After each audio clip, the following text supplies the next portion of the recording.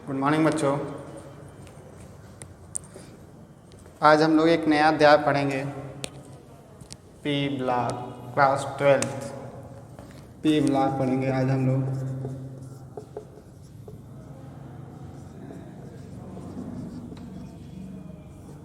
ये P block क्या है इसके बारे में हम जानेंगे। आप लोगों ने फर्स्ट ईयर में पढ़ा ही होगा आवर्त सारणी से ही लिया गया है। आवर्त सारणी में हमको पता है ना 4 समूह होते हैं ना। आवर्त सारणी कैसे होता है, बेसिकली आवर्त सारणी कैसे होता है हम यहाँ पर आपको जेनेरिक रूप से बता दे रहे हैं। आवर्त सारणी कैसे होता है, ये आवर्त सारणी हो गया, ठीक है ना। यही आवर्त सारणी होता है, ऐसा ही होता है आवर्त सारणी। तो हमारा देखिए बाबू, यहाँ जो होता है इसे एस ब्लॉक बोलते हैं, और यहाँ जो होता है वो डी ब्लॉक होता है, और इसमें जो होता है वो पी ब्लॉक होता है, और सबसे जो नीचे होता है वो कौन सा ब्लॉक होता है, एफ ब्लॉक होता है। 4 ब्लॉक होते हैं। तो हमको पढ़ना क्या है, पी ब्लॉक। तो पी ब्लॉक हमारा यही हुआ, केवल इसके एलिमेंट्स हम पढ़ेंगे, इसके बारे में क्या होता है, कैसे इसका परिचय कैसे दिया जाता है तो हम जानेंगे। तो इसका परिचय हम पी ब्लॉक का कैसे देंगे, आवर्त सारणी में कहाँ से इसका शुरुआत होता है। तो पी ब्लॉक देखिए बाबू, पी ब्लॉक की शुरुआत होती है 13 से 18 के बीच में। 1 से 3 ये होता है, 1 से 2 ये होता है, और यहाँ से 3 से आपका हो जाता है 3 से 12 हमारा ये हो जाता है, क्योंकि यहाँ पर 13 है, यहाँ पर 2 और 3 ये हो जाता है, ठीक है ना। ये आवर्त सारणी हो जाता है। एक आवर्त यानी इसमें वर्गों की संख्या, ये जो दिख रहा है ना ये क्या है, ये स्तंभों की संख्या हो जाती है। वर्गों या स्तंभों की संख्या कितने, इसमें 2 है, इसमें कितना है देखिए 13 6 1 14 15 16 17 और 18 हो गया ना। इसमें देखिए 3 से 12 तक होता है। और यह ब्लॉक है तो यह ब्लॉक यही से निकला है, डी ब्लॉक से ही निकला है यह ब्लॉक। तो हमको जानना है पी ब्लॉक। अब देखते हैं इलेक्ट्रॉनिक विन्यास के आधार पर,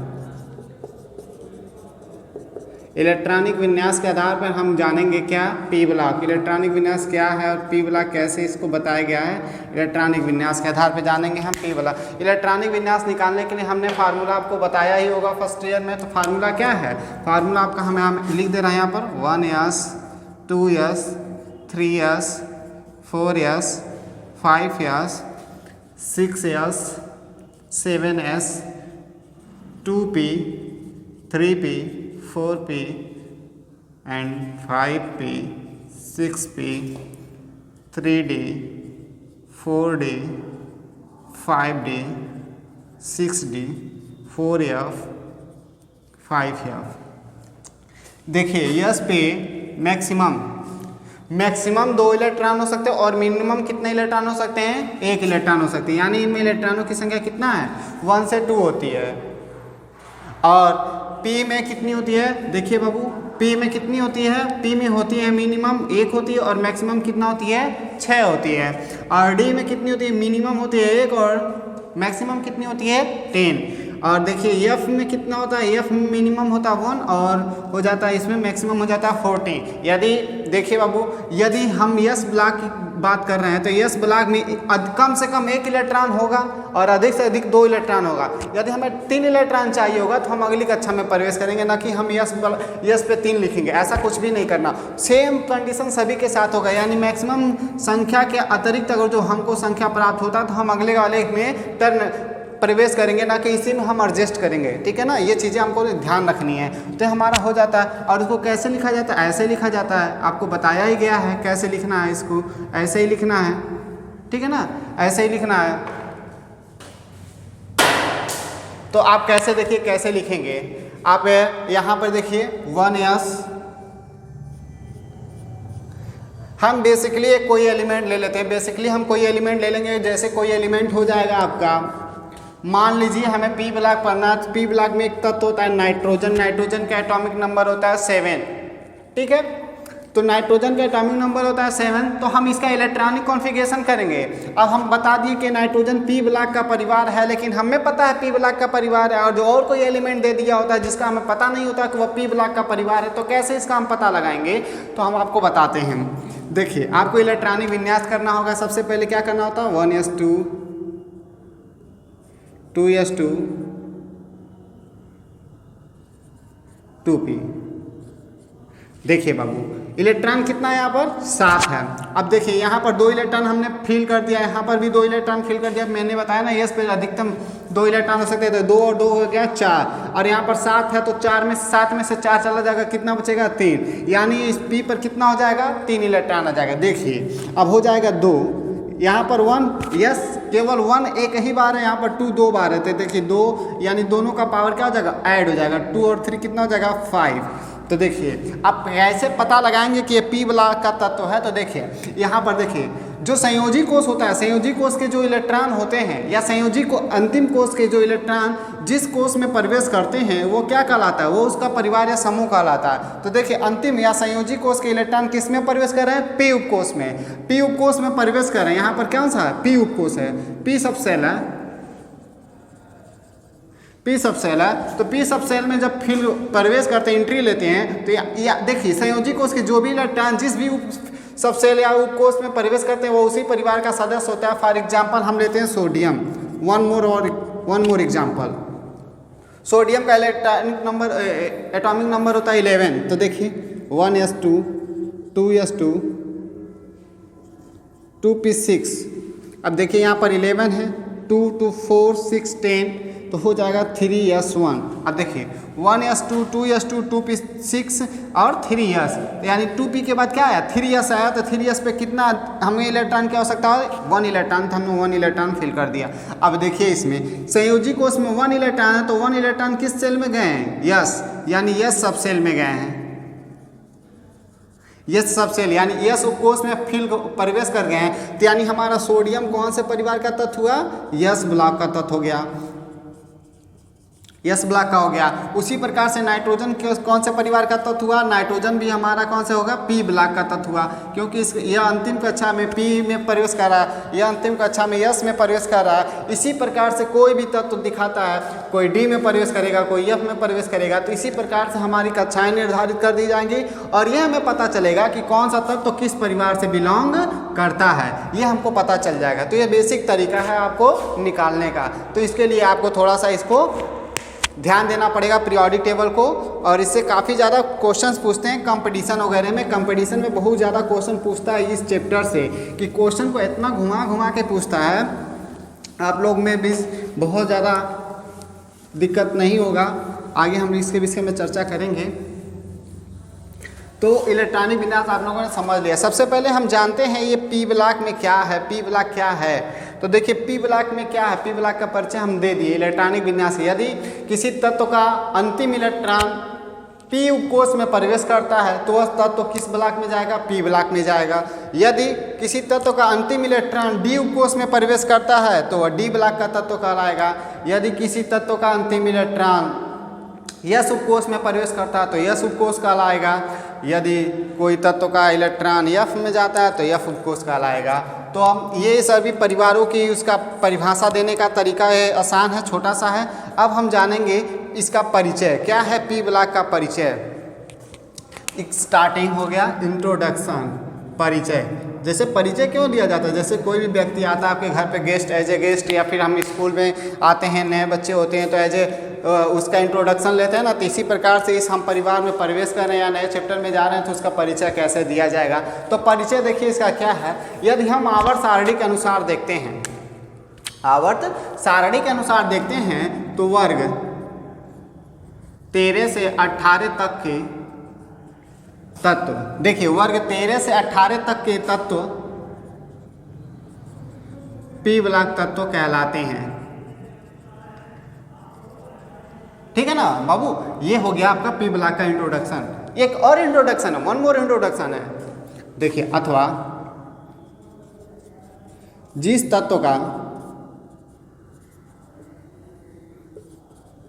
संयोजी इलेक्ट्रॉन पी उपकोष में प्रवेश करता है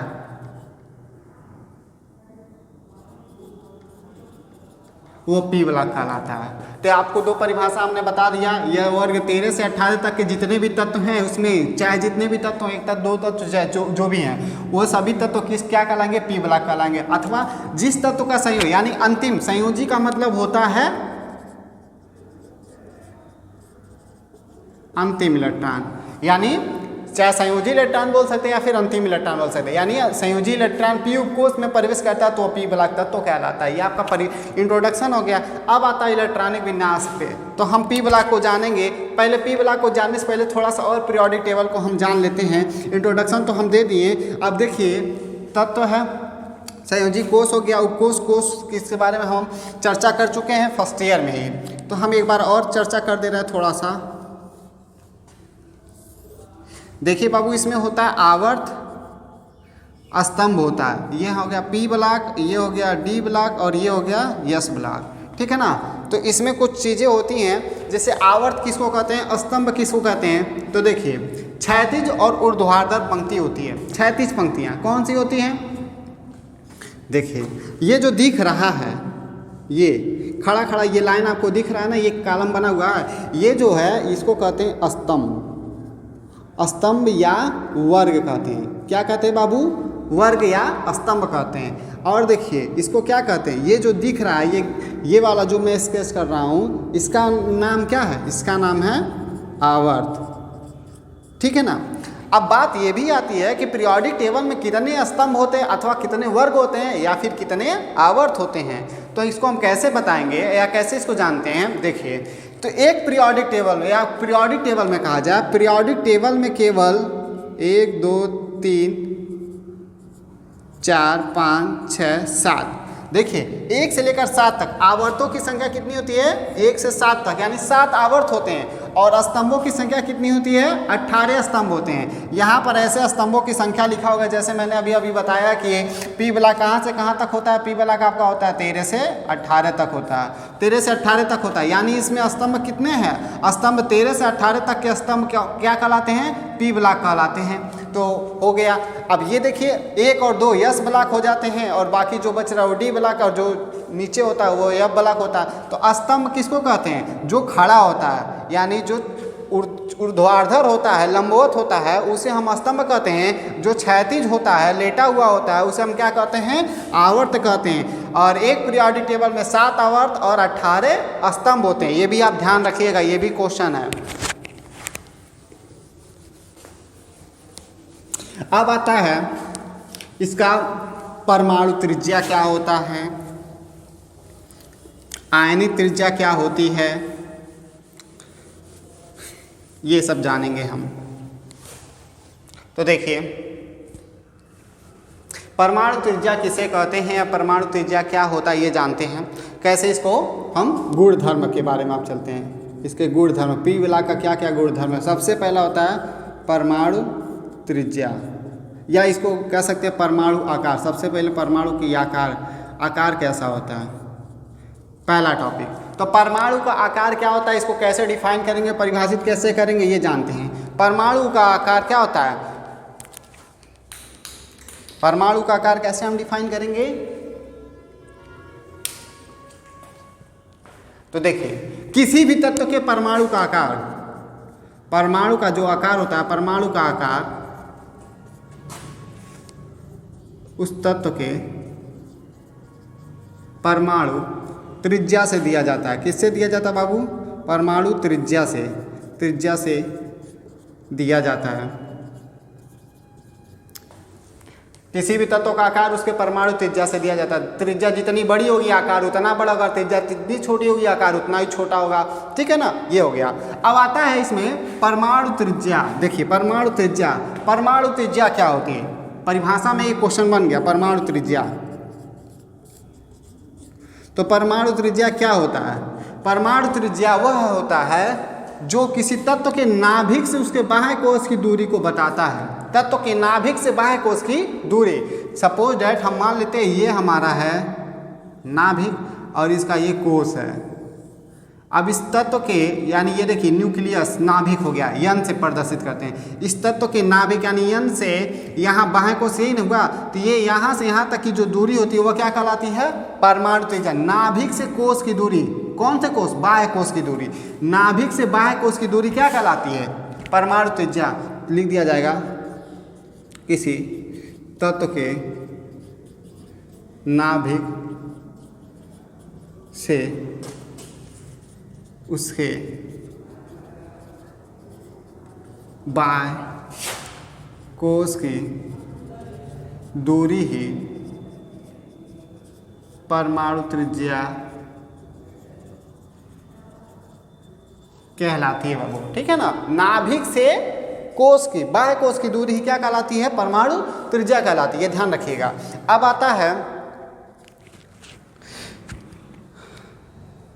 आयनन एंथैल्पी। आयनन एंथैल्पी या एंथैल्पी मीन्स होता है ऊर्जा। आयनन ऊर्जा क्या होती है? तो आयनन ऊर्जा क्या होती है? जैसे जैसे हम वर्ग, अब पता है ना वर्ग क्या होता है? जब तत्वों को वह ऊपर से नीचे लेकर जाते हैं तो त्रिज्याएं बढ़ती जाती हैं। जब त्रिज्याएं बढ़ती जाएगी तो इनकी आयनन एंथैल्पी में क्या हो जाएगा? कमी आ जाएगा। ध्यान रखिएगा आप, जैसे जैसे उनकी त्रिज्या बढ़ती जाएगी उनकी आयनन ऊर्जा क्या हो जाएगी? कम होती जाएगी। जितनी ज़्यादा उनकी त्रिज्या कम रहे, जितनी ज़्यादा त्रिज्या रहेगा आयनन ऊर्जा उतना कम रहेगा, जितना कम त्रिज्या रहेगा उनकी आयनन ऊर्जा उतना ज़्यादा रहेगा। तो हम इसको कह सकते हैं वर्ग में नीचे से ऊपर से नीचे आने की तरफ इनकी आयनन ऊर्जा क्या हो जाती है? घट जाती है। वर्ग में मतलब अभी मैंने बताया ना वर्ग खड़ा खड़ा होता है, तो जब ऊपर से हम नीचे की तरफ आते हैं, ऊपर से यानी नीचे की तरफ जब हम आते हैं तो इनकी आयनन ऊर्जा क्या हो जाती है? घटती जाती है। और जब नीचे से ऊपर की तरफ जाते हैं तो त्रिज्याएं क्या हो जाती है? बढ़ती जाती है। उनकी त्रिज्याएं बढ़ती जाती है और यहाँ पर नीचे आने पर घटती जाती है। तो दो चीज़ें एक ही जगह से पता चल रहा है। नीचे जाने पर आयनन ऊर्जा बढ़ जाती है, ऊपर जाने पर त्रिज्या बढ़ जाती है। ध्यान रखिएगा, ये चीज़ हो गई। तो अब बढ़ता है विद्युत ऋणात्मकता। अब हमको पता है, ये आप लोग पढ़े भी होंगे 10th में, फर्स्ट ईयर में, क्लास में पढ़े होंगे कि जो पी ब्लॉक के तत्व हैं इसमें कौन कौन से तत्व हैं? अधातु हैं, ठीक है ना। गैस में है, सॉलिड में भी है, लिक्विड में भी है, मतलब देखिए, और क्या है? क्रिस्टल में भी हैं। और तो कैसे कौन कौन से तत्व सॉलिड में है, लिक्विड में, गैस में, इनकी आकार क्या है, इनकी त्रिज्या कैसी है? त्रिज्या जान गए, इनकी आयनन ऊर्जा जान गए, और हमको जानना क्या है? इनकी अवस्था, यौगिक की अवस्था क्या होती है। ये जो तत्व होते हैं पी ब्लॉक के तत्व कैसे पाए जाते हैं? तो पी ब्लॉक के जो तत्व हैं, पी ब्लॉक के तत्व कहाँ पाए जाते हैं, कैसे पाए जाते हैं, इसके बारे में हम जानेंगे। तो पी ब्लॉक के तत्व कहाँ पाए जाते हैं? तो पी ब्लॉक के तत्व सभी जगह पाए जाते हैं। जैसे कि सभी जगह का मतलब क्या हुआ? पृथ्वी के अंदर भूपर्वतीय क्षेत्रों में सॉलिड लिक्विड गैस के फॉर्म में भी पाए जाते हैं, हमारे वातावरण में भी पाए जाते हैं। तो ये इनकी उपस्थिति सर्वत्र होती है, ठीक है ना। कहीं पर ज़्यादा मात्रा में पाए जाते हैं, कहीं पे कम मात्रा में पाए जाते हैं। तो आगे का हम डिस्कस करेंगे नाइट्रोजन परिवार कल। आज के लिए बस इतना ही।